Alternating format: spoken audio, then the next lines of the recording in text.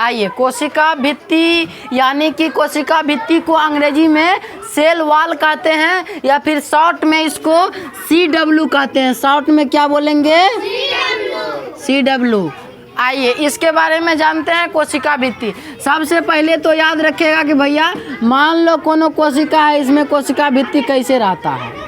जैसे हम एगो रैंडम से कोशिका बनाते हैं।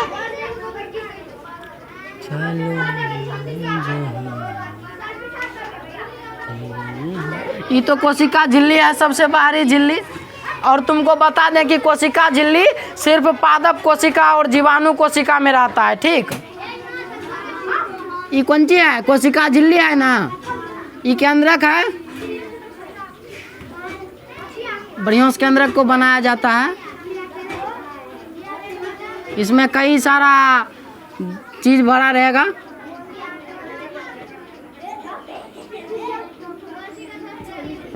अब इसमें कौन सी है, जैसे जैसे क्लास को आगे कंटिन्यू करेंगे तो पता चलेगा तुम लोग को। अभी फिलहाल हम समझने वाले हैं कोशिका भित्ति के बारे में। अब इसके बारे में हम लोग पूरा जान चुके हैं। ये क्या है, इसके बारे में जान चुके हैं ना भैया कि कौन सी है? कोशिका झिल्ली है। अब तुमको बता दें कि जितने भी पादप कोशिका होता है ना, कौन सा कोशिका? पादप कोशिका। पादप कोशिका, उसके बाहरी भाग में कोशिका झिल्ली नहीं होता है, उसके बाहरी भाग में होता है कोशिका भित्ति। कोशिका भित्ति। ठीक, समझ रहा है यहाँ तक? ये बहुत मोटा और कठोर और दृढ़ आवरण होता है जो कि पादप में संरचना का निर्माण करता है। कौन सी का निर्माण करता है? पादप में संरचना का कौन देता है? कोशिका भित्ति। इसमें ये पूरा कोशिका में अभी हम लोग सीखने वाले हैं इसके बारे में। किसके बारे में? कोशिका भित्ति के बारे में। समझा? ठीक, सेल वॉल या CW के बारे में सीखने वाले। आइए सबसे पहला पार्ट जानते हैं कि कोशिका भित्ति कहाँ पर रहता है। तो हम तुमको बता दें कि कोशिका भित्ति कोशिका झिल्ली के बाहरी आवरण को कहते हैं। कोशिका भित्ति पादप कोशिका में रहेगा। कहाँ पे रहेगा ये? पादप कोशिका में रहेगा।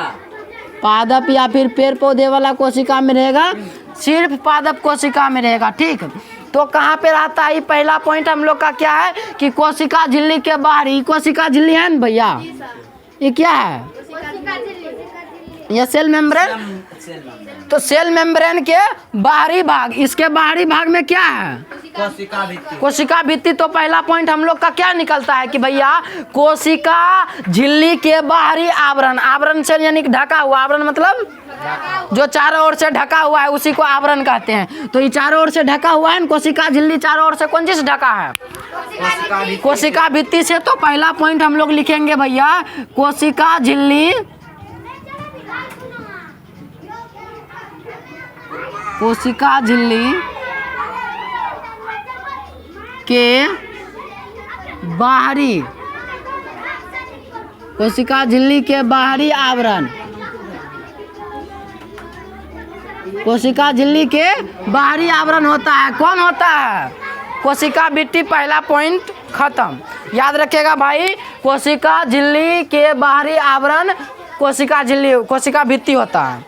ठीक, यहाँ तक समझ में आया कि कोशिका झिल्ली के बाहरी आवरण। आवरण मतलब चारों तरफ से ढका हुआ। आवरण मतलब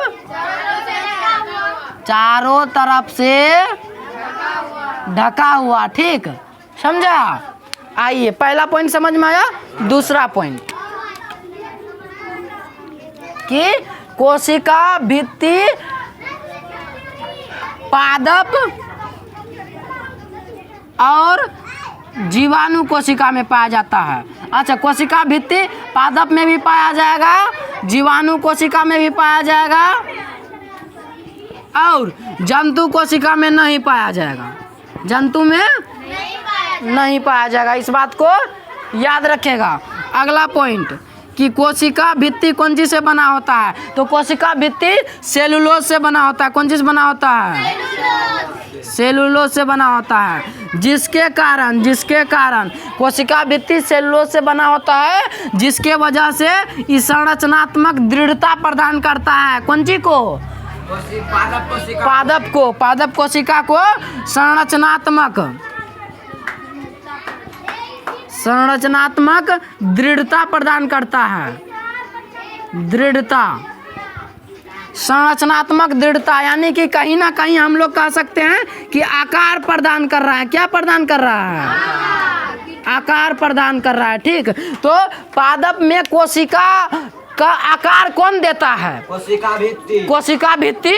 आंसर यहाँ से निकल गया भैया। क्यों भैया? क्योंकि सेलुलोज जो पदार्थ है, सेलुलोज क्या है? एक पदार्थ है। तो ये पदार्थ क्या करता है? संरचनात्मक दृढ़ता का मतलब क्या है? कठोर रहेगा। कैसा रहता है?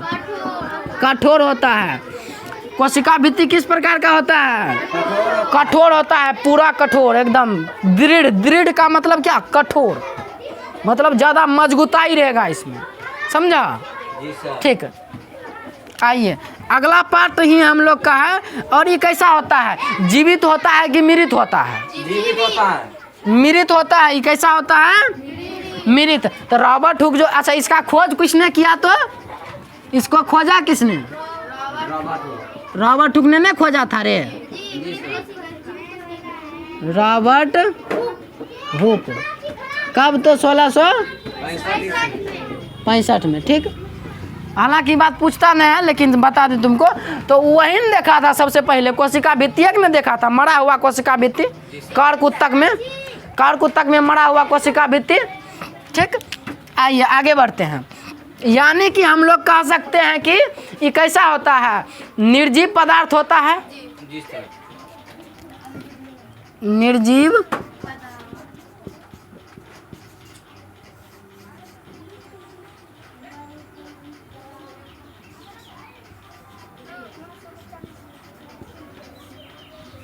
निर्जीव पदार्थ का बना होता है कोशिका भित्ति ना।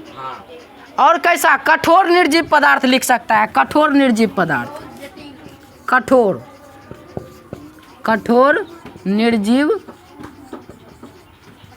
पदार्थ। समझ में आया यहाँ तक पॉइंट? जी सर। कि भैया कोशिका भित्ति जो है, कोशिका झिल्ली के बाहरी आवरण है जो कि पादप जीवाणु में पाया जाता है, जंतु कोशिका में नहीं पाया जाता है। सेलुलोज से बना होता है, संरचनात्मक दृढ़ता प्रदान करता है, यानी कि आकार देता है। क्या देता है? आकार देता है। और सबसे लास्ट और अंतिम पॉइंट है कोशिका भित्ति का कि भैया ये यांत्रिक हानियों से बचाता है कोशिका भित्ति को। कोशिका भित्ति कोशिका को में जो भी यांत्रिक हानियां होगी, मतलब जो भी प्रकार का हानि होगा, और हानियां ही नहीं बल्कि उसमें जो भी मतलब कि बीमारी टाइप से होता है ना, उसमें ये कह सकते हैं कि बीमारी से रक्षा प्रदान करता है इसको। ये बीमारी को कौन चीज कहा जाता है? चलो बीमारी लिख देते हैं। क्या पागल।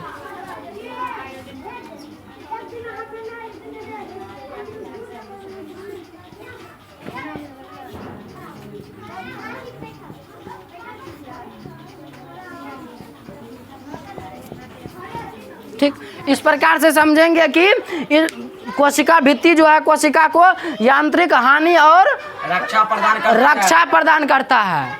किस चीज से? किसी बीमारी से लड़ने के लिए। समझा?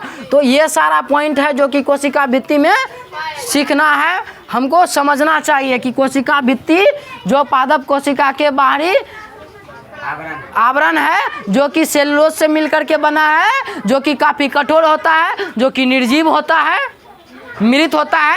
निर्जीव बोले तो क्या है? यहाँ पे निर्जीव का क्या मतलब है? कि मृत है ना, डेड है, डेड सेल है। कोशिका भित्ति कैसा सेल है? डेड है, डेड सेल है। इस प्रकार से तो कोशिका भित्ति के बारे में लगभग जो भी बातें जानकारियाँ थी ये सारा है जो कि तुम लोग को छापना है।